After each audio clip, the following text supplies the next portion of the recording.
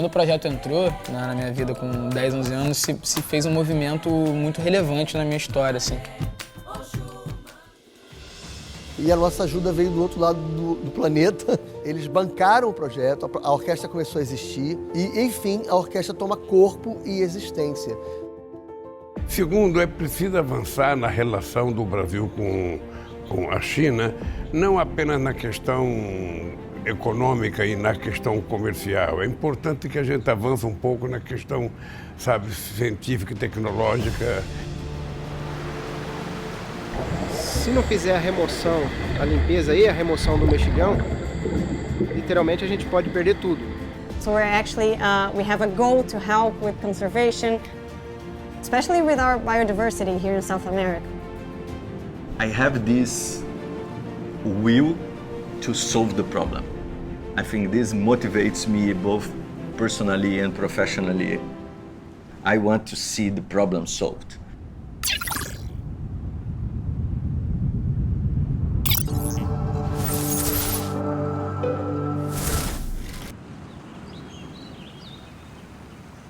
Brazil, the largest developing country in South America, with one of the continent's biggest gaps between rich and poor.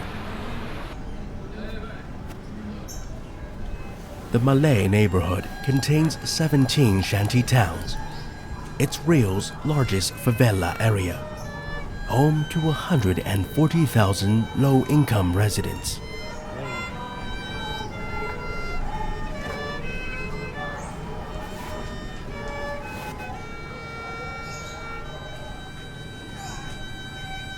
Tenho 23 anos e nasci e fui criado na favela da Maré.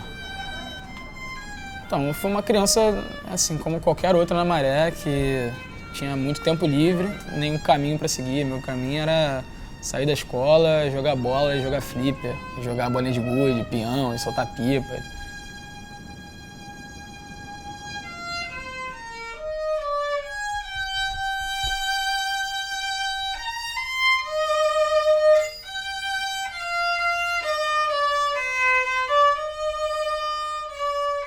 Sempre fui exposto, né? A Maré é uma das favelas mais violentas do Rio de Janeiro, né? Que por sua vez não é uma cidade também muito tranquila. Você está exposto a tudo, né? E a violência ela tá ali na rua. Se você está na rua, você está exposto a ela automaticamente.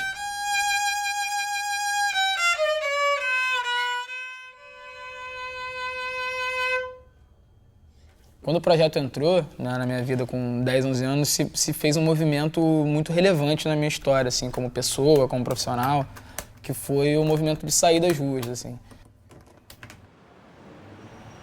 The number of impoverished people living in Brazil's major cities stands at 20 million. This figure represents 23.7% of their total population.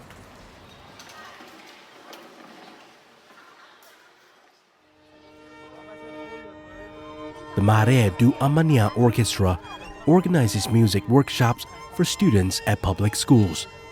It's part of an educational program to get youth from low-income backgrounds interested in music.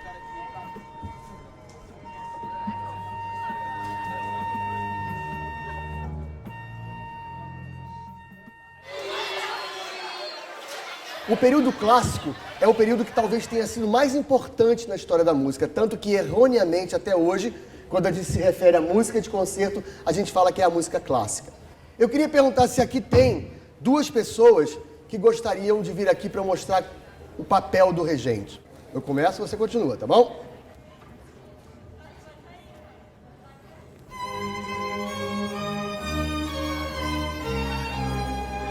Ó, você tá caído. Eles estão na sua mão.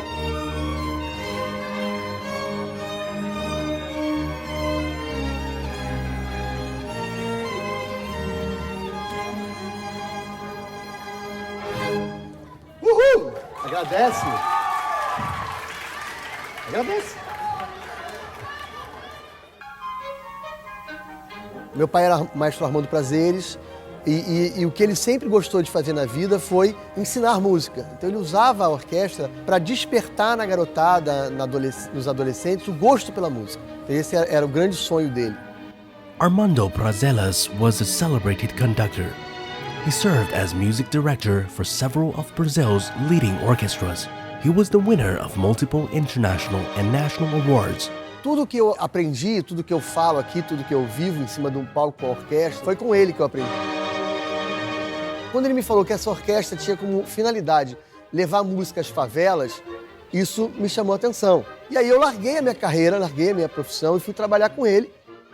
The Malé do Amanhã Orchestra was founded in 2010 with 24 children from the Malé favela. Um trabalho difícil, né? No início a gente não tinha dinheiro.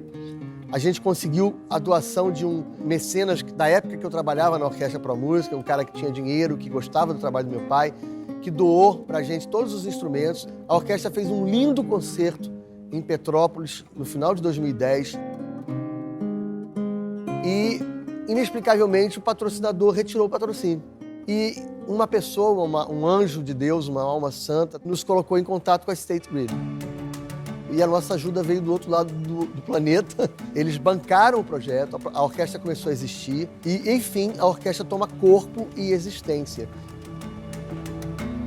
Naquele momento não nos interessava a qualidade da música, interessava o projeto em si, né? Porque a intenção era ensinar crianças música, né? Compor uma orquestra, dando a elas uma oportunidade de descobrir um novo mundo. Um mundo diferente daquele que as crianças viviam no entorno lá da maré. Hoje em dia, a orquestra tem uma qualidade inacreditável. Brazil, like China, is a vast country with a varied terrain. Also like China, its water resources are concentrated in the west and north. And most of its big cities, including Sao Paulo and Rio de Janeiro, are located in the southeast. In China, the UHV power transmission technology developed by the State Grid has helped to solve the problem of long-distance power transmission. In 2017, Brazil decided to work with China's State Grid to build a similar electric highway from the Amazon River to Rio de Janeiro. 22 million people are said to benefit from 2,500 kilometers of UHV power transmission lines. The State Grid is also active in public welfare projects in Brazil. In 2011, the company became the main sponsor of the Malé do Amanhã Orchestra. Porque na State Grid a gente patrocina, a gente incentiva iniciativas culturais pelo Brasil todo, aonde passam as nossas instalações. E nada melhor do que patrocinar um projeto social, musical, cultural, dentro da cidade que é a nossa sede, que é a cidade do Rio de Janeiro. In 2017, the Malé do Amanhã Orchestra performed with award-winning violinist Ija Susan Ho, and in 2018, it performed with the Zhejiang Symphony Orchestra.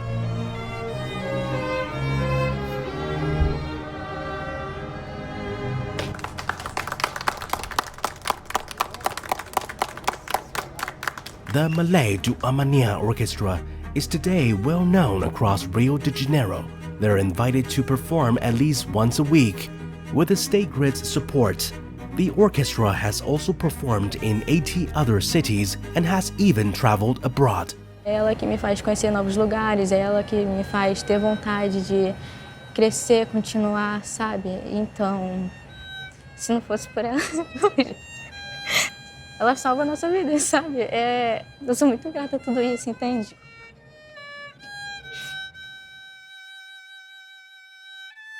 Tudo que eu aprendi foi pela música e pelo projeto, tudo.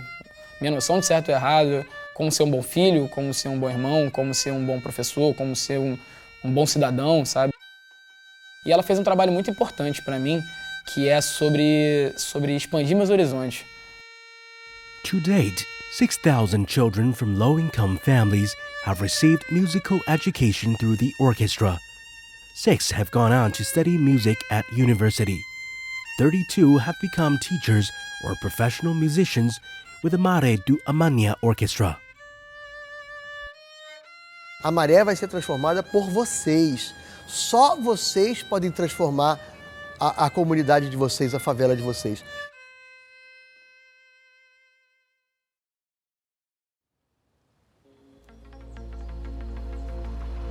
while Rio's favela children are discovering hope through music.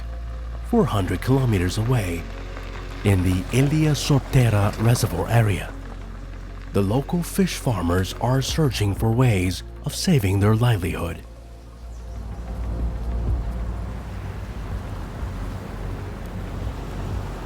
This is the Ilha Sorteira Reservoir, one of the biggest bodies of water in southeast Brazil.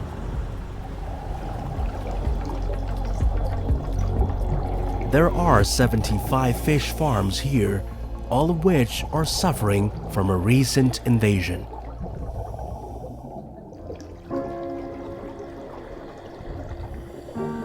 O problema do mexilhão começou no final de 2008, já tinha interferência do mexilhão no cultivo.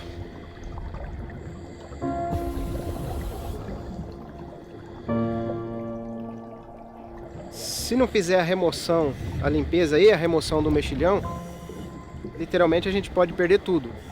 Pode chegar num ponto que a comatação é tamanha que não há troca nem oxigenação dessa água e a tilápia vem a morrer mesmo do tanque como um todo. A cada manejo do peixe a gente está lavando e tentando eliminar o mexilhão dos tanques.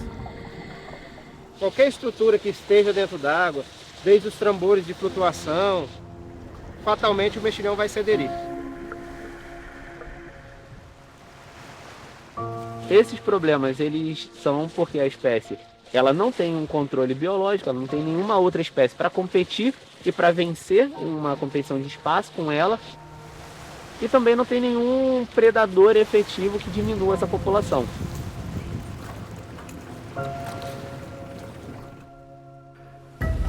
Three decades ago, merchant ships arriving at the Rio de la Plata in Argentina from Asia began bringing with them golden mussels in their ballast water. The golden mussel population soon grew out of control, spreading across Argentina and eventually to other countries, including Brazil.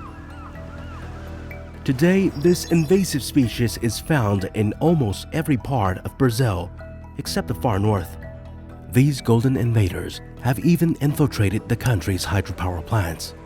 This is especially worrying, as around 70% of Brazil's energy comes from hydroelectricity. The Jubia hydropower plant, located near both Sao Paulo and Rio de Janeiro, is one of the most important hydropower plants in Brazil. But after being in operation for over 50 years, its equipment was aging badly and was in urgent need of an upgrade. In 2016, the China Three Gorges Corporation, operator of the world's largest hydropower station, launched a major renovation project at the Jubia hydropower plant. However, the company found that, in addition to the technical issues, it was facing a challenge that it had never encountered in China, but is common at Brazilian hydropower plants: golden mussels. O impacto dele na geração de energia vem quando é necessário parar a máquina, né? Gerar uma indisponibilidade da máquina para que seja efetuada a manutenção, né? Então esse impacta nossos indicadores, né? Que consequentemente impacta aí a performance da manutenção e da usina. Golden mussels are present at almost 40% of Brazil's hydropower plants. For now, the solution is periodically to remove the golden mussels by hand. However, while this is being done, the generator units have to be turned off. This causes an annual loss of around $120 million. But that could change in the future.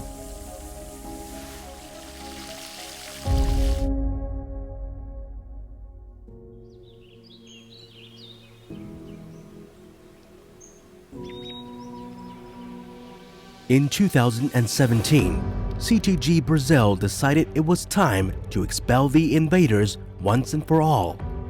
The company brought together a team of Chinese and Brazilian scientists and invested $1.5 million in a research project.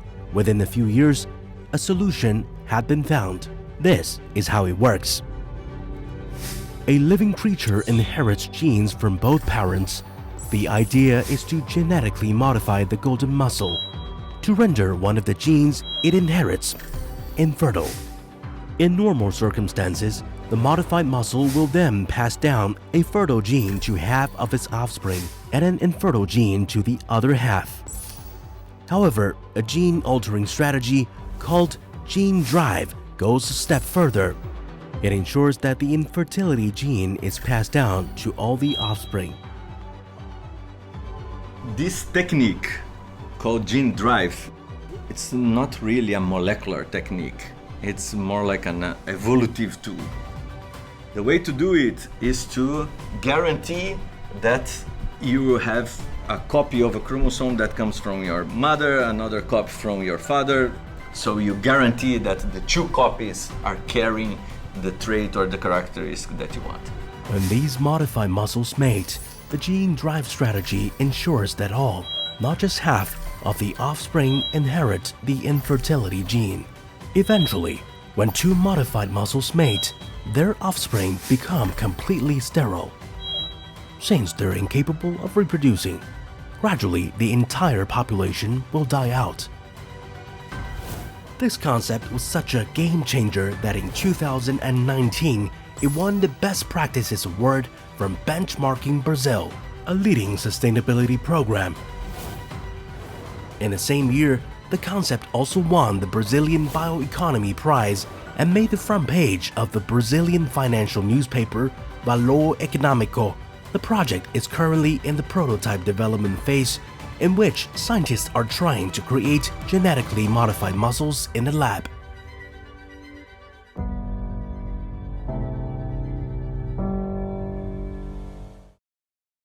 We estimate that we might have the ready-to-go animals by 2026, and that's when we can have field tests and to actually assess the safety and the efficiency of the overall process.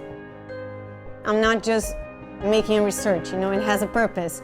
So we're actually, we have a goal to help with conservation, especially with our biodiversity here in South America, which is something that I've always dreamed of helping with. So I'm very happy about it.